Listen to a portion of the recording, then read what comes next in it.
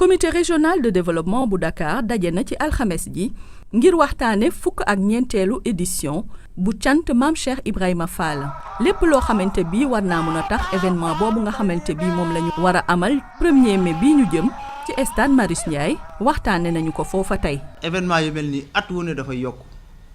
ci wàllu participant te dafay laaj tamit ñu defaraat suñu toogaay moo tax ren ñu insister lu baax ci wàllu sécurité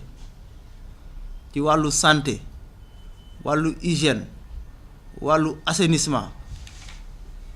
ba nga xam ne lépp dafay rafet.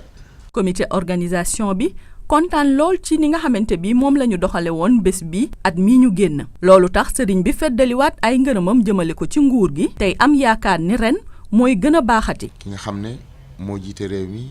toogoon na ma ak moom waxtaan ceeg moom sàkk woon di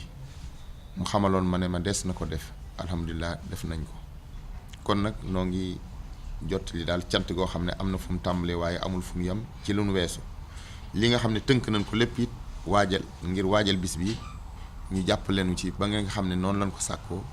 lépp mën a antoo noonu. service su administration yi fa teewoon yépp tey ngir fekke CRD bi ku ci nekk joxe na kàddoom ngir taxaw temm ci li nga xamante bi moom la ñu soxla ngir bés bi mën a am ci anam yi gën a rafet. di ñaaxaat rek chef de service yi encore une fois ñu gën a góorgóorlu ba lépp loo xam ne defoon nañ ko daaw rek ñu def lu ko dàq fuuf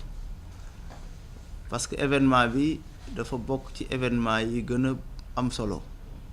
ci région bi ci wàllu nombre de personnes yu fiy ñëw waaye tamit ci kilifa gi nga xam ne moom lañ ko jagleel muy Cheikh Ibra Fall. bésub cant Maam Cheikh Ibrahima Fall bii nag at mu jot buñ koy organiser ay junniy taalibe daañu ko fekke jóge ci biir réew mi ak bitim réew bu bés baa nag daañu ci wàcce ay kaamil jàng ci ay xasaayit def ci ay conférence leneen loo xamante bi aussi dañ ko cee rax moo di taalibe yi daañu maye seen deret ca bés ba.